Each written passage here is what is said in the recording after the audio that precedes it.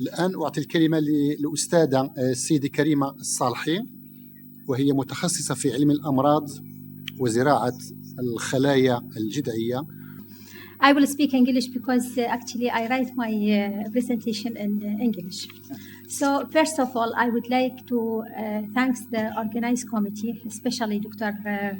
Abadi and also Dr. Dries for the kind organization of this conference, and all the organized committee. Number two, I have to say why I am choosing this scientist. Two reasons for choosing this scientist. Number one, he is from Iraq, and I am from Iraq. And number two, also, I am in the translation of one of his giant work, which is called Medical Formulary. And this work was translated to the English language, and now we are going to translate it to Arabic language also. So it will be double translation. So first of all, the name of my presentation is Al-Kindi, a first pioneer of the mathematical basis to quantifying the strength of drugs on a patient illness. And there are some key points for my presentation. Number one, aims of this presentation, introduction about Al-Kindi, and accomplishment of Al-Kindi, and treatise attributed to Al-Kindi in the field of the medicine. And this is my specialty. So what is the aim of this brief review? The aim of this brief review is to spotlight the life of Al-Kindi, and also to give more attention about this man, because this man was during in 1847 and 1861, he was persecuted during Orthodox reaction led by al-Mutawakkil, but he regained his prestige with a court. And this person,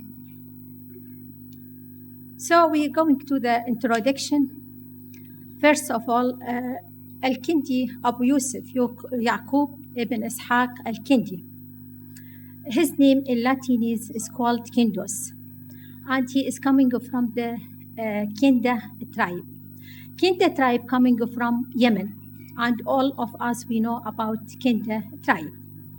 And maybe there is some imagination about the Al-Kindi photo. Yeah, very smart for a guy. Yeah, yeah.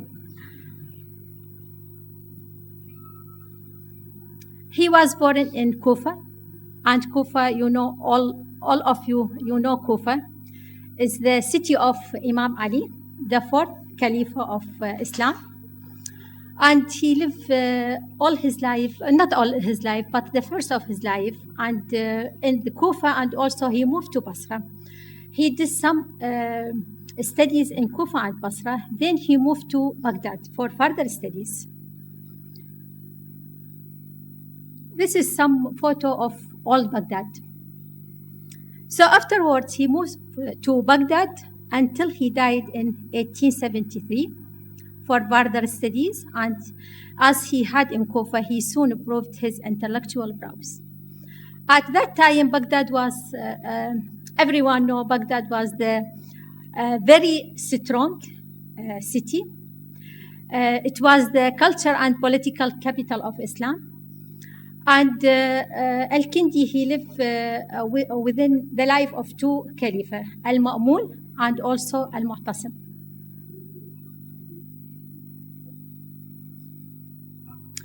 Al-Kindi was the first Muslim peripatetic, mean the follower of the Aristo and also adherent to Aristo and other philosophers. And he is known for his effort to introduce the Greek and Hellenistic philosophy to the Arab world. So he is the first man who has introduced this science to the Arab world. And as a pioneer in different areas of science, more than 270 titles are attributed to him. So, he was a polymath. He was an Islamic philosopher scientist, astrology, astronomy, and he is a cosmological and also chemist. He is a logician.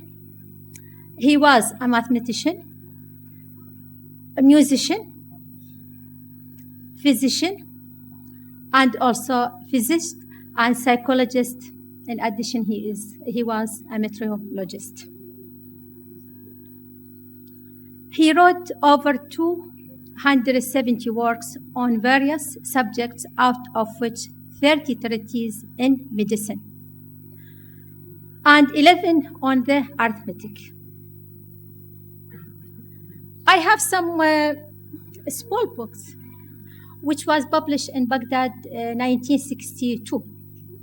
And this is just show the number and the number of books published by Al-Kindi. And this book was during 1000th anniversary of Baghdad and Al-Kindi also anniversary. And he was sponsored by a leader, Abdul Karim Qasim. He was Abdul Karim Qasim. He was a leader of Baghdad 1958 and till 1963. Yes, I think that. I think this is the period. So this was like anniversary with Baghdad, 1,000 years, and also in the same times they appreciated the work of Al-Kindi. So what is the accomplishment of Al-Kindi? Al-Kindi was a master of many different areas of thoughts. And a historian, Ibn Nadim, 1955, described him as the best man of his time, unique in his knowledge of all ancient science. He is called the philosopher of Arabs.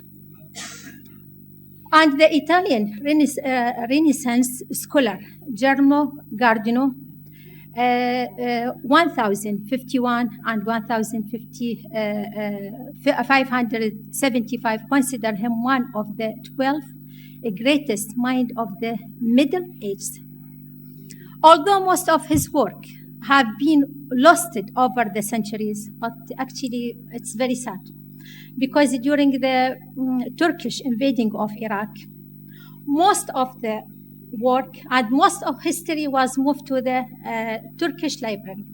And now around 30 or more than 30 was, it's there in Turkish library. So we hope so one day it's coming and we return all these things to Baghdad. Al-Kindi invented a wide variety of scent and perfume products, and he is considered a father of the perfume.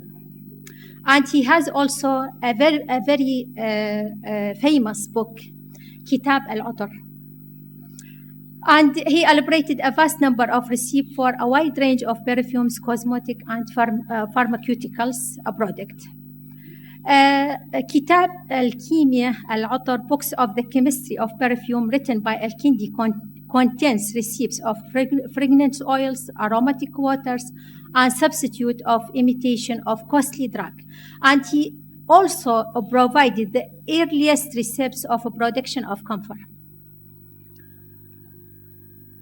This is some photo presents in the Deutsche Museum, and they show the laboratory of Al-Kindi.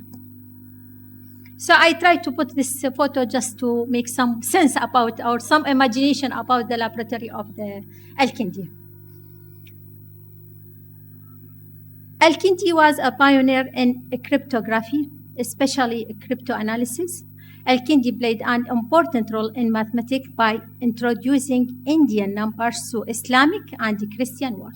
So he was the first man who introduced the number to the Indian numbers to the Islamic words.